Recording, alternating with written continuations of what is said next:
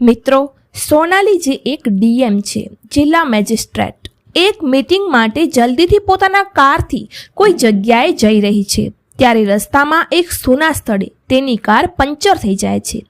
જ્યારે તેની car puncture થાય છે ત્યારે ડ્રાઈવર નીચે ઉતરે છે અને તેની ડીકી ખોલી અને સ્ટેપની બદલવા માટે કાઢે છે, પરંતુ કારની ડીકીમાં સ્ટેપની નથી। ત્યારબાદ ડ્રાઈવર જઈને સોનાલીને કહે છે ત્યારે સોનાલી ખૂબ જ પરેશાન થઈ જાય છે, કારણ કે જે મીટિંગ માટે તે જઈ રહી હતી તે ખૂબ જ મહત્વપૂર્ણ હતી અને જલ્દીથી ત્યાં પહોંચવાનું હતું। તેથી તે પોતાના ડ્રાઈવરને કહે છે કે જલ્દીથી જાઓ અને આ કારનો પંચર બનાવીને લાવો, નહીતર હું મીટિંગ માટે મોડી પડી જઈશ। ત્યારે ડ્રાઈવર કહે છે, મેડમ, અહીં આસપાસ કોઈ પણ દુકાન નથી જેની પાસે જઈને હું આ કારનો પંચર બનાવી શકું। ત્યારે સોનાલી કહે છે કે તમે આ ટાયર ખોલીને લઈ જાઓ અને કોઈક સવારીમાં બેસીને જઈ આવો અને તેનો જલ્દીથી પંચર બનાવી દો, મને ખૂબ જ જરૂરી કામ છે। પરંતુ ત્યારે ડ્રાઈવર કહે છે, મેડમ, મારી પાસે એક પંચરવાળાનો નંબર છે અને તે એની કાર જ્યાં પંચર થઈ છે ત્યાં જ આવીને પંચર બનાવી દેશે। ત્યારબાદ સોનાલી પૂછે છે કે તે કેવી રીતે? ત્યારે તે બતાવે છે કે તે પોતાનું સંપૂર્ણ પંચરનો સામાન બાઇક પર ગોઠવી રાખ્યો છે અને જ્યારે પણ કોઈને પણ કોઈ કાર કે ટ્રક પંચર થઈ હોય તો ત્યાં જઈને તેઓની કાર કે ટ્રકનો પંચર બનાવી દે છે। ત્યારબાદ સોનાલી કહે છે, તો જલ્દીથી તેને ફોન કરીને બોલાવો, મને મીટિંગ માટે મોડું થઈ રહ્યું છે। ડ્રાઈવર તે પંચરવાળાને ફોન કરે છે અને તે પંચરવાળો ત્યાં આવી જાય છે, જેણે પોતાની બાઇક પર કમ્પ્રેસર અને સંપૂર્ણ પંચરનો સામાન રાખ્યો છે। તે બાઇકને લઈ અને કારની પાછળ લગાવી દે છે અને પાછળથી જ આવ્યો હતો। હવે કારનો પાછળનો પૈડો પંચર હતો એટલે તે કારનો પંચર બનાવવામાં લાગે છે। આ દરમિયાન સોનાલી જે કારની અંદર બેઠી હતી તેની નજર સાઈડના કાચ પર પડે છે અને પંચરવાળાનો ચહેરો દેખાવા લાગે છે। ત્યારે તે એકદમ રડવા લાગે છે। તે ફૂટી ફૂટીને રડી રહી છે અને રૂમાલથી પોતાના આંસુઓને લૂછી રહી હતી। હવે પંચરવાળું જેક લઈને ચિઠ્ઠી ખોલવા જાય છે અને જ્યારે તે કારની અંદર જાય છે ત્યારે જોવે છે કે કારની અંદર બેઠેલી મહિલા એ સોનાલી છે। સોનાલીને જોઈ તે પણ આશ્ચર્યચકિત થઈ જાય છે, પરંતુ તે ચિઠ્ઠી ખોલે છે અને અંદરની સામગ્રીને કાઢે છે અને ટાયરનો પંચર બનાવી દે છે। જ્યારે પંચર બની ગયો ત્યારે ડ્રાઈવર પૂછે છે કે કેટલા પૈસા થયા? ત્યારે તે ના પાડી દે છે અને કહે છે, મને પૈસા નથી જોઈતા। મેડમને કહેજો કે જો કદી જરૂર પડે તો તેઓ આપની મદદ જરૂરથી કરી દે, એટલું જ પૂરતું છે, કારણ કે તમે મોટા લોકો છો અને અમે તમારી પાસે પૈસા નથી લઈ શકતા। પરંતુ સોનાલી કારની બહાર નીકળે છે અને તેની હાથમાં એક ચિઠ્ઠી હતી। તે ચિઠ્ઠી તે ડ્રાઈવરને આપે છે અને કહે છે, આ તેને આપી દો, તેને કહેજો જો તમને ફરી જરૂર પડે તો કોઈ પણ સમયે મને કોલ કરી શકો છો, મારો નંબર તેના પર લખેલો છે। ત્યારબાદ તે પંચરવાળો તે ચિઠ્ઠીને લઈને પોતાના ઘરે ચાલ્યો જાય છે। આ દરમિયાન સોનાલી ખૂબ જ ઉદાસ મને કારમાં બેસી અને મીટિંગ માટે જવા નીકળે છે। મિત્રો, આ લોકો કોણ હતા તેની સંપૂર્ણ કહાની આપણે આગળ વિડીયોમાં જાણીએ, પરંતુ આગળ વધતા પહેલાં મારી એક વિનંતી છે કે વિડીયોને લાઈક જરૂરથી કરજો। કહાની ઉત્તર કાશીના ગઢવાડની છે। ઉત્તર કાશીમાં એક નાનું ગામ આવેલું છે જ્યાં ગૌરવ નામનો એક છોકરો રહે છે। ગૌરવના પરિવારમાં તેના માતા અને પિતા અને એક નાની બહેન છે અને તેઓને ખુશીથી તે ઘરમાં રહે છે। ધીરે ધીરે સમય પસાર થઈ રહ્યો છે। ત્યાં એક દિવસ તેમના સગાઈમાં કોઈકના લગ્ન હોય છે। લગ્નમાં સૌ તૈયાર થઈ રહ્યા છે અને સાંજે લગ્નમાં પહોંચી ગયા અને પહોંચીને જોયું તો ચારે બાજુ ખુશીઓનો માહોલ હતો। સૌ લોકો એકબીજા સાથે હસી રહ્યા હતા, વાતો કરી રહ્યા હતા। ગૌરવ પણ ત્યાં હાજર હતો। તે લગ્નમાં એક કન્યાને જુએ છે। તેને જોતા જ પ્રથમ નજરે તેની પ્રેમમાં પડી જાય છે। કન્યાનું નામ સોનાલી હતું। સોનાલી પણ જ્યારે ગૌરવને જોવે છે ત્યારે તે જોતી જ રહી જાય છે। તેને પણ ગૌરવ પ્રથમ નજરે પસંદ આવી જાય છે। ત્યારબાદ બંને એકબીજાને જોઈ રહ્યા હતા। લગ્નનો માહોલ ચાલુ હતો। ગૌરવ જ્યારે પ્લેટ લઈને ભોજન માટે ટેબલ પર બેસે છે ત્યારે સોનાલી પણ પોતાની પ્લેટમાં ભોજન સજાવીને તે ટેબલ પર આવીને બેસી જાય છે। બંને વચ્ચે વાતચીત શરૂ થાય છે। એકબીજાને પોતાનું નામ બતાવવામાં આવે છે, તેમના પરિવાર વિશે વાત કરવામાં આવે છે. ત્યારે ગૌરવને ખબર પડે છે કે આ કન્યા તેમના દૂરની કોઈ સગામાંથી છે, એટલે આવી રીતે તે સગાઈમાં આવી હતી. તેઓ બંનેની એકબીજા સાથે લગ્ન પણ થઈ શકતા હતા. ત્યારબાદ બંને જણા એકબીજાના નંબર એક્સચેન્જ કરી દે છે. શાદી પૂરી થાય છે અને બંને પોતાના ઘરે ચાલ્યા જાય છે. હવે ગૌરવ અને સોનાલી ફોન પર વાત કરતા રહે છે. વાતમાં તેઓને ખબર પડે છે કે સોનાલી ખૂબ જ અમીર પરિવારની કન્યા છે અને આ બાજુ ગૌરવ મધ્યમ વર્ગીય પરિવારનો હતો. તેમની પાસે ઘણા પૈસા નહોતા, પરંતુ તેઓ સારી રીતે ગુજારો કરી લેતા હતા. ધીમે ધીમે તેમની વાતો ચાલુ રહે છે અને વાતમાં તેઓ એકબીજા પ્રત્યે અસીમ પ્રેમ કરવા લાગે છે. જ્યારે તેઓ એકબીજામાં પ્રેમ થઈ ગયો ત્યારે એક દિવસ સોનાલી ફોન પર ગૌરવને કહે છે, ગૌરવ, આપણે એકબીજા સાથે લગ્ન કરી લઈએ. ત્યારે ગૌરવ કહે છે, તમે પૈસાવાળા લોકો છો અને અમે ગરીબ છીએ. શું અમારા ઘરવાળા આપણા લગ્નની મંજૂરી આપશે? આ વાત સાંભળીને સોનાલી પણ સહમત થાય છે અને કહે છે, હા, તમે સાચું કહો છો. ઘરવાળા કદી પણ નહીં માને કે હું તમારી સાથે લગ્ન કરું. પરંતુ સમય જતાં એકબીજાના લગ્ન પણ થઈ જાય છે. લગ્ન બાદ ગૌરવ અને સોનાલી એક ઘરમાં ખુશીથી રહેતા હતા. સોનાલી ભણવા લખવામાં ખૂબ જ હોશિયાર હતી. તે ગૌરવને કહે છે કે ગૌરવ, હું આગળ અભ્યાસ કરવા માંગુ છું અને ભણી ગણીને કોઈ મોટો હોદ્દો મેળવવા માંગુ છું. ગૌરવ કહે છે, આ ઘણી સારી વાત છે, પરંતુ તમે ભણશો તો ગૃહસ્થી કેવી રીતે સંભાળશો? સોનાલી જવાબ આપે છે, આ બધું હું પોતાની રીતે સંભાળી લઈશ. હું ભણી ગણી અને કોઈ મોટું મુકામ મેળવવા માંગુ છું. ગૌરવ તેની વાતમાં સંમત થાય છે અને સોનાલી ત્યાંથી જ પોતાનું ભણવાનું ચાલુ કરી દે છે. ગૌરવના ઘરવાળા તેને ભણવામાં કોઈ પણ વિરોધ નથી કરતા. તેઓ પણ પોતાની વહુને અભ્યાસ કરવા દે છે. ધીરે ધીરે સમય પસાર થઈ રહ્યો છે અને સમય સાથે સોનાલીને ગૌરવમાં ઘણી ખામીઓ દેખાવામાં આવે છે. તેના ઘરમાં ખામીઓ પણ દેખાઈ રહી છે. એક દિવસ તે આ બાબતને લઈને પોતાની માને ફોન કરે છે. તેની માતા જ્યારે આ વાત સાંભળે છે ત્યારે તેને ઉલટું સીધી સમજાવવા લાગે છે. જ્યારે તેને ઉલટું રીતે સમજાવવામાં આવે છે ત્યારે સોનાલી ગૌરવ સાથે ઝઘડો કરવા લાગે છે. ઝઘડા દરમિયાન તેની સાસુ પણ વચ્ચે આવે છે અને કહે છે, બેટા, જો તે પૈસાવાળા ઘરની દીકરી છે, જો અમે તને ક્યારે પણ નહોતું કહ્યું કે તું અમારા કારણે તેને પરણ, પણ તું પહેલેથી જ લગ્ન માટે ના પાડી રહ્યો હતો. તારે બીજે ક્યાં લગ્ન પણ કરવા ન હતા. હવે તો તારા લગ્ન પણ થઈ ગયા છે. હવે ધીમે ધીમે સમય પસાર થઈ રહ્યો છે અને સમય જતાં તેઓના લગ્નને 2 વર્ષ પૂરા પણ થઈ ગયા. 2 વર્ષ પછી પણ તેઓના લડાઈ ઝઘડા વધતા જ રહ્યા. ત્યારે એક દિવસ કોઈ નાની બાબત પર તેઓના બંને વચ્ચે લડાઈ ઝઘડાને કારણે સોનાલી પોતાના માયકે ચાલી જાય છે. માવતરના ઘરે જઈને તે છૂટાછેડાનો કેસ દાખલ કરે છે અને બંનેના છૂટાછેડા પણ થઈ જાય છે. સોનાલી છૂટાછેડા થયા પછી સોનાલી પોતાના ઘરે જ રહે છે અને બીજી બાજુ ગૌરવ પણ પોતાના ઘરે રહે છે.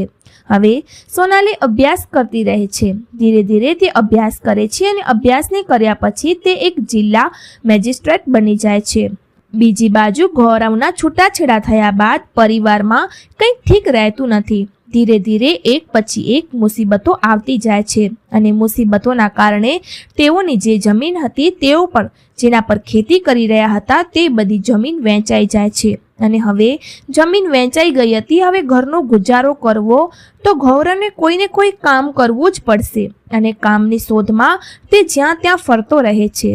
ત્યાં તેનો એક મિત્ર છે જેની પંચરની દુકાન ચલાવતો હતો. તે ત્યાં બેઠો હતો અને તે પોતાની બધી વાતો તેને કહે છે. તો મિત્ર કહે છે કે ઘરનો ખર્ચ ચલાવવા માટે કંઈક ને કંઈક કામ તો જરૂરથી કરવું પડશે. ત્યારબાદ તેનો મિત્ર તેને એક આઈડિયા આપે છે અને કહે છે કે તું પંચરની દુકાન કેમ ન ખોલે? તેમાં સારી આવક થઈ જાય છે, ઘણો ખર્ચ પણ નથી લાગતો અને માત્ર આપણી મહેનત લાગે છે અને મહેનતના પૈસા આપણને મળી જાય છે. આ આઈડિયા ગૌરવને ગમે છે, પરંતુ આ આઈડિયા પણ અલગ રીતે કામ કરે છે. તે વિચારે છે કે આ રીતે દુકાન ખોલીને ઘણા લોકો બેઠા છે, પરંતુ જો એવું થઈ શકે કે હું આ બધું સામાન લઈને સૌના પાસે જઈને તેઓનો પંચર બનાવી દઉં. કારણ કે ગૌરવ ભણેલો ગણેલો હતો અને પોતાના ભણતરનો ઉપયોગ કરી અને તે આ આઈડિયા સાથે કામ કરે છે. તે પોતાના મિત્ર સાથે મળી અને પંચર લગાવવા માટે કંઈક જરૂર સામાન લેવા માટે જાય છે અને બધા સામાનને એક બાઇક પર ફિટ કરી દે છે અને ફિટ કર્યા પછી તે બાઇકની પાછળ પોતાનો નંબર પણ લખાવી દે છે કે જો કોઈને પંચર લગાવવો હોય તો સીધો તેની પાસે આવીને લગાવી શકે છે. ત્યારબાદ જેની પણ ગાડી પંચર થતી તે ગૌરવને ફોન કરી અને તેને ત્યાં બોલાવીને પોતાની ગાડી કે ટ્રકમાં પંચર કરાવી લેતા. આ રીતે ગૌરવનો ગુજારો ચાલવા લાગ્યો. પછી એક દિવસ ગૌરવને એક ફોન આવે છે અને તેને 10 મિનિટનું દૂર એક લોકેશન આપવામાં આવે છે. ત્યારબાદ ગૌરવ તે લોકેશન પર પંચર લગાવવા માટે જાય છે. ત્યારે તે જઈને જુએ છે કે એક જિલ્લા મેજિસ્ટ્રેટની ગાડી પંચર થઈ ગઈ છે અને તેને પંચર લગાવવામાં બોલવામાં આવ્યો છે. ત્યાં જતાં જ તે ટાયરને જુએ છે. ટાયરને જોયા પછી તે ડિક્કીને ખોલી અને જેકને કાઢવા માંગે છે. ત્યારે ગાડીની અંદર જોઈ રહ્યો છે કે ગાડીની અંદર સોનાલી બેઠી છે. સોનાલી તરફ જોઈને તે થોડીવાર માટે શાંત થઈ જાય છે, પરંતુ પછી ડિક્કીને ખોલી અને ગાડીમાં પંચર લગાવવા લાગે છે. ગાડીનો પંચર લાગી જાય છે અને પંચરને લાગ્યા બાદ ડ્રાઈવર તેને પૂછે છે કે કેટલા પૈસા થયા. ત્યારે તે ડ્રાઈવરને કહે છે, કંઈ વાત નહીં, પૈસાની મને કોઈ જરૂર નથી. તેઓને કહી દેજો કે આ મોટા માણસો છે, કદી જરૂર પડે તો અમારી મદદ કરી દે. આ વાત સાંભળીને ગાડીની અંદર બેઠેલી સોનાલી બહાર આવે છે. તેના હાથમાં એક ચિઠ્ઠી છે જેના ઉપર તેણે પોતાનો મોબાઈલ નંબર લખી રાખ્યો છે. તે ચિઠ્ઠી ડ્રાઈવરને આપે છે અને કહે છે તેઓને આ આપી દો અને કહી દો જો કદી જરૂર પડે તો મેં મારો નંબર લખી રાખ્યો છે, તેઓ મને ફોન કરી શકે છે. ત્યારબાદ ગૌરવ તે ચિઠ્ઠીને લઈને પોતાના ઘરે ચાલ્યો જાય છે. ધીરે ધીરે સાંજ થઈ જાય છે અને સાંજના સમયે તે પોતાના ઓરડામાં ચાલ્યો જાય છે આરામ કરવા માટે. ત્યારે તે ચિઠ્ઠી ખોલીને જુએ છે તો તેની અંદર 5,000 રૂપિયા હતા અને બહાર સોનાલીનો નંબર પણ લખેલો હતો. હવે રાત્રિનો સમય હતો એટલે ગૌરવ વિચારે છે કે કેમ ન ફોન કરું. ત્યારબાદ તે પોતાના ફોનથી સોનાલીને ફોન કરે છે. તેઓ વચ્ચે વાતચીત શરૂ થાય છે. પ્રથમ તો તેઓ એકબીજાના હાલચાલ પૂછે છે. ત્યારબાદ સોનાલી પૂછે છે, ગૌરવ એવું તો શું થયું કે તને આ કામ કરવું પડ્યું? ગૌરવ કહે છે, જો તમે તેના વિશે જાણવા માંગો છો તો તમારે મને મળવું પડશે. આ વાતો ફોન પર થઈ શકે તેમ નથી. ત્યારબાદ ગૌરવ સોનાલી વિશે પૂછે છે. ત્યારે તે કહે છે, હા, હું ભણી ગણી અને આ સ્થાન મેં પ્રાપ્ત કર્યું છે, જે વિશે મેં તમને પહેલેથી જ કહ્યું હતું. આ રીતે ધીરે ધીરે તેઓની 2-3 કલાકની વાતચીત થાય છે. વાતચીત પછી તેઓ બંને સૂઈ જાય છે. બીજા દિવસે સવારે ગૌરવને સોનાલીનો ફોન આવે છે અને તે કહે છે, હા, તમે મને મળવા માટે કહી રહ્યા હતા ને, તો ક્યારે મળશો? મને જાણવું છે કે તમારી સાથે એવું શું થયું કે તમે આ રીતે પંચર લગાવવા લાગ્યા.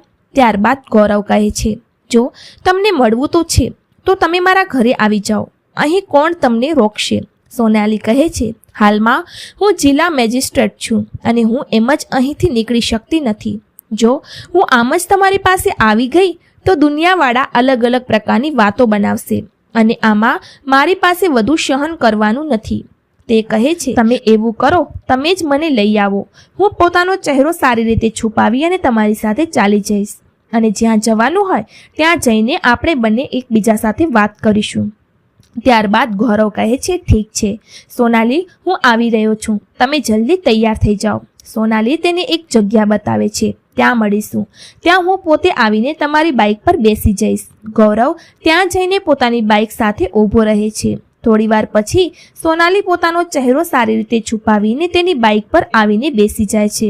જ્યારે સોનાલી તેની બાઇક પર બેસે છે ત્યારે તેને લઈને એક પાર્કમાં જાય છે. ત્યાં જઈને બેસીને બંને એકબીજા સાથે વાત કરવા લાગે છે. સોનાલી કહે છે, હા ગૌરવ, હવે કહો, તમારી સાથે એવું શું થયું કે તમે પંચર બનાવવા લાગ્યા? તો ગૌરવ કહે છે, તમારા જવાબ પછી કંઈક એવું બન્યું જેના કારણે અમારો પૂરો પરિવાર તહેસ નહેસ થઈ ગયો. ઘરની આર્થિક સ્થિતિ ખૂબ જ ખરાબ થઈ ગઈ. જે કંઈ જમીન હતી તે બધી વેચાઈ ગઈ. ત્યારબાદ અમે લોકો આર્થિક રૂપે ખૂબ જ કમજોર થઈ ગયા હતા. મેં વિચાર્યું કે આ રીતે બેઠા રહેવાથી કંઈ નહીં થાય, કંઈક ને કંઈક કામ તો કરવું જ પડશે અને આ કામ મેં મારા મિત્રની મદદથી શરૂ કર્યું અને હવે આ કામ સારી રીતે ચાલી રહ્યું છે. હમણાં જ મારા ઘરનો ગુજારો સારી રીતે થઈ જાય છે. ત્યારબાદ ગૌરવ સોનાલી તરફ ગૌર કરીને કહે છે, તમે લગ્ન કરી લીધા? સોનાલી કહે છે, ના, મેં લગ્ન નથી કર્યા. ત્યારબાદ ગૌરવ કહે છે કે તમારી માંગમાં સિંદૂર છે, ગળામાં મંગળસૂત્ર છે, તો આ પછી કોના નામનું? સોનાલી કહે છે, આ તો તમારા જ નામનું છે. આપણા છૂટાછેડા ખરેખર થયા હતા, પણ હું આજે પણ તમને મારા પતિ માનું છું. આ વાત સાંભળી અને ગૌરવ થોડોક ભાવુક થઈ જાય છે અને સોનાલીને પૂછે છે, સોનાલી, તમે આવું કેમ કર્યું? ત્યારબાદ સોનાલી પણ ખૂબ જ ભાવુક થઈને કહે છે, ગૌરવ, મારી પાસે ખૂબ જ મોટી ભૂલ થઈ ગઈ છે. હું મારી માની શીખવેલી વાતોમાં આવી ગઈ હતી અને તે જ કારણે મેં તમને છૂટાછેડા આપ્યા હતા. ત્યારબાદ ગૌરવ કહે છે, ચાલો ઠીક છે, હવે તમે જિલ્લા મેજિસ્ટ્રેટ બની ગયા છો. આપણો મુકાબલો જ નહીં થઈ શકે. હવે હું એક સામાન્ય પંચરવાળો છું, તમે જિલ્લા મેજિસ્ટ્રેટ છો. હવે તમે મારા નામનું મંગલસૂત્ર અને સિંદૂરને લગાવવાનું બંધ કરી દો. આપણા રસ્તા અલગ અલગ છે. આ વાત સાંભળી અને સોનાલી થોડી નિરાશ અને દુઃખી થઈ જાય છે, કારણ કે તેને લાગતું હતું કે ગૌરવે જાણે બીજા લગ્ન કરી લીધા હોય. પણ તરત જ તે અચાનક ગૌરવને પૂછી બેસે છે, ગૌરવ, શું તમે બીજા લગ્ન કરી લીધા? ત્યારબાદ ગૌરવ કહે છે, ના સોનાલી, આવું કંઈ નથી બન્યું. તમારા જવાબ બાદ હું આમ જ રહ્યો છું. મને બીજા લગ્ન કરવાનો વિચાર કદી મનમાં પણ નથી આવ્યો. ઘરવાળાઓએ ઘણીવાર કહ્યું કે બેટા બીજા લગ્ન કરી લે, જિંદગી ખૂબ મોટી છે, પણ મેં તેઓને ના પાડી દીધી. મેં કહ્યું છે કે લગ્ન જિંદગીમાં એક જ વાર થાય છે અને ત્યારબાદ હું ક્યારે પણ લગ્ન હવે નહીં કરું. આ વાત સાંભળી અને સોનાલીના ચહેરા પર અલગ પ્રકારની ચમક આવી જાય છે અને તે કંઈક અલગ જ વિચારવા લાગે છે. તે ગૌરવને કહે છે, ગૌરવ, ચાલો, મને કંઈક કામ છે, આપણે ક્યાંક જઈએ. આમ કહી અને તે ગૌરવ સાથે બાઇકમાં બેસે છે અને પાસે જ એક મંદિર છે. મને મંદિરમાં કંઈક કામ છે, ચાલો ત્યાં. ગૌરવ પોતાની સાથે તે ગૌરવને મંદિરમાં લઈ જાય છે અને મંદિરમાં લઈ જઈને ગૌરવ સાથે પાછા લગ્ન કરી લે છે. કહે છે, ગૌરવ, મારેથી જે પણ ભૂલ થઈ છે તેના માટે મને માફ કરી દે. આગળ આવું કંઈ પણ નહીં થાય. આપણે બંને ખૂબ હસી ખુશીને સાથે રહીશું. આ વાત સાંભળીને ગૌરવ પણ રાજી થઈ જાય છે, કારણ કે તે નથી ઈચ્છતો કે જેને તે પ્રેમ કર્યો છે, હવે જેટલા દિવસ તે અલગ રહ્યો છે, દરેક રાત્રે તે સોનાલી વિશે જ વિચારતો હતો. બંને પાછા લગ્ન કરી લે છે. લગ્ન પછી સોનાલી ગૌરવને પોતાનો ડ્રાઈવર રાખી લે છે અને કહે છે, તમારે મારી જ ગાડી ચલાવવાની છે અને મારી સાથે જ રહેવાનું છે. સોનાલી જ્યારે પોતાના સાસરે આવે છે ત્યારે ગૌરવની માતા સોનાલીને જોઈને ખૂબ જ ખુશ થઈ જાય છે. જ્યારે તે સાંભળે છે કે સોનાલી હવે ડીએમ બની ગઈ છે ત્યારે તે વધુ ખુશ થઈ જાય છે અને કહે છે, દીકરી, આ બધું ઘણું સારું થયું. તે ખૂબ જ સારું કર્યું કે પાછા લગ્ન કર્યા, નહીં તો આ કોની સાથે લગ્ન કરવા માટે તૈયાર જ નહોતો. ત્યારબાદ તેઓ બધા ઘરમાં હસી ખુશી રહે છે. મિત્રો, આ હતી ગૌરવ અને સોનાલીની વાર્તા, જ્યારે તેઓ એકબીજાથી અલગ થયા અને પછી પાછા મળ્યા. તમે આ વાર્તા વિશે તમારા વિચારો કમેન્ટ બોક્સમાં લખી શકો છો અને અન્ય લોકો સાથે પણ શેર કરી શકો છો. આ વિડીયો દ્વારા સમાજમાં ઘટી રહેલી ઘટનાઓને લોકો સુધી પહોંચાડીને અમે માત્ર લોકોને જાગૃત કરવાનું કાર્ય કરી રહ્યા છીએ અને આ વિડીયો દ્વારા અમે કોઈની ભાવનાઓને ઠેસ પહોંચાડવાનો અમારો કોઈ ઉદ્દેશ્ય નથી. વાર્તાને અંત સુધી જોવા બદલ તમારો સૌનો ઘણો આભાર.